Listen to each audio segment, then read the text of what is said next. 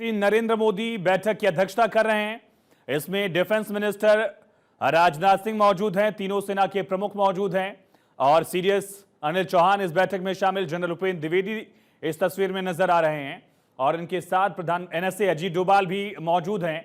प्रधानमंत्री नरेंद्र मोदी गहन चिंतन करते हुए और प्रधानमंत्री यहां तमाम अधिकारियों और डिफेंस मिनिस्टर के साथ इस वक्त इस बैठक की अध्यक्षता करते हुए, बेहद अहम ये बैठक, खुद प्रधानमंत्री नरेंद्र मोदी इस बैठक की अध्यक्षता करते हुए, तीनों सेनाओं के प्रमुख को आप देख सकते हैं, सीडीएस अनिल चौहान मौजूद हैं, एनएसए अजीत डोभाल मौजूद हैं और इन सब के साथ प्रधानमंत्री नरेंद्र मोदी लगातार बैठक कर रहे थे।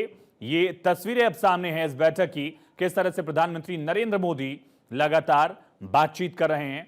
देखिए, और जो अधिकारी हैं वो भी प्रधानमंत्री के दिशा निर्देशों को नोट कर रहे हैं, ये भी आप देख सकते हैं।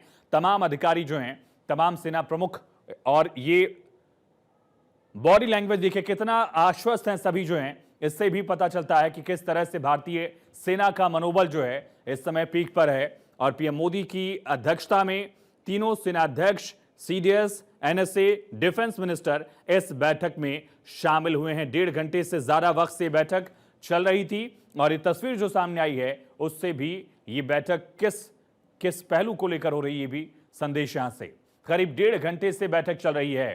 प्रधानमंत्री नरेंद्र मोदी खुद इस बैठक की अध्यक्षता कर रहे हैं।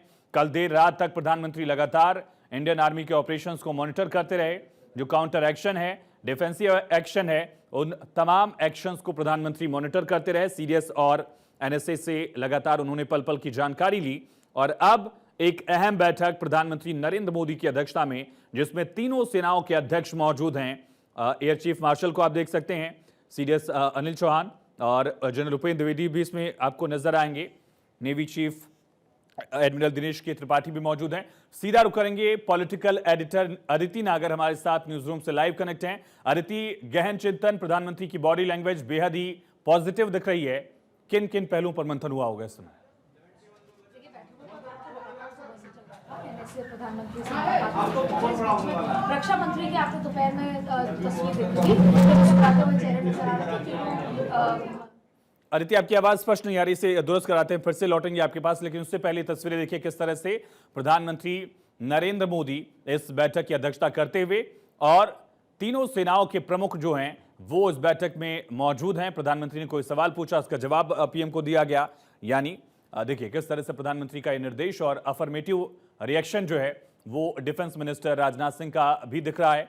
प्रधानमंत्री और डिफेंस मिनिस्टर पैरेलली बैठे हुए हैं और सामने की तरफ तमाम जो सैन्य प्रमुख हैं वो मौजूद हैं। एनएसए अजीत डोभाल मौजूद हैं। इसी तरह से तमाम अधिकारियों की मौजूदगी में प्रधानमंत्री नरेंद्र मोदी ने इस बैठक की अध्यक्षता की है। भारत पाकिस्तान तनाव इस वक्त चरम पर है।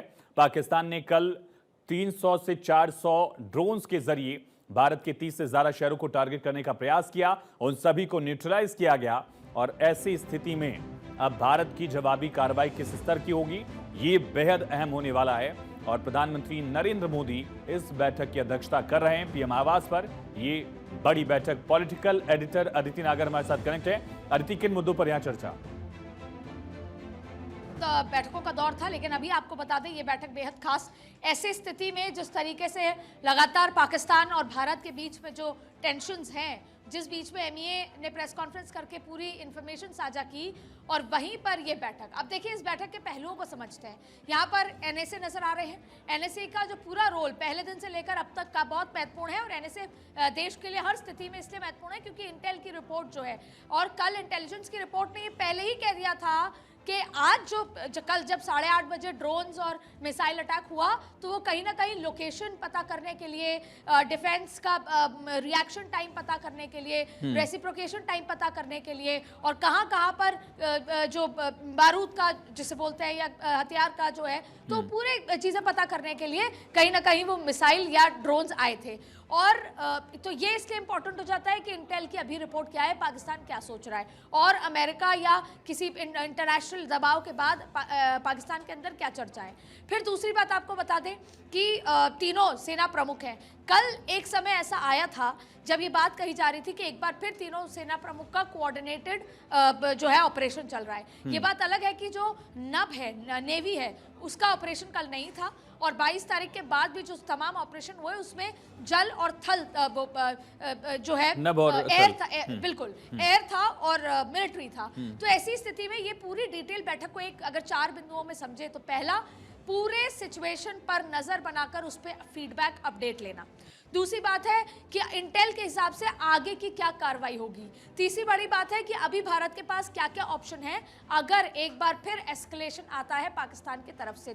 तो आप देखिए कि पहले plan B, plan C, plan A execute हो चुका है, मिशन सिंदूर जो है, ऑपरेशन सिंदूर जो है वो अभी जारी है। ऐसी स्थिति में अगर एक और एस्केलेशन आता है तो भारत की चाहे डिप्लोमेसी या मिलिट्री स्ट्राइक क्या होने वाली है अगली, किस तरीके से, क्योंकि आप देखिए डिप्लोमेटिकली हम हर बार ऐसी स्थिति में अमेरिका को अपडेट करते हैं, हम दूसरे बड़े देशों को अपडेट करते हैं। तो ये जो बैठक है ये बहुत इंपॉर्टेंट है जब रक्षा मंत्री के साथ, क्योंकि सबको अपने अपने काम पे लगाया हुआ है। गृह मंत्री जो बॉर्डर के इलाकों पर लगातार बीएसएफ और सबसे बातचीत कर रहे हैं, रक्षा मंत्री लगातार तीनों सेना प्रमुखों के साथ चर्चा में है कि आगे का प्लान ऑफ एक्शन क्या होगा, हमारा अगला स्टेप क्या होना चाहिए, और एनएसए सारी एजेंसी से इंफॉर्मेशन लेके प्रधानमंत्री को अपडेट कर रहे हैं। इसलिए आज की तारीख में इस समय की सबसे बड़ी खबर प्रधानमंत्री नरेंद्र मोदी की ये बॉडी लैंग्वेज बड़ा कंफर्टेबल, जैसे बहुत इजी है, सब कुछ तैयार है और हम आगे से नहीं अटैक करेंगे, हम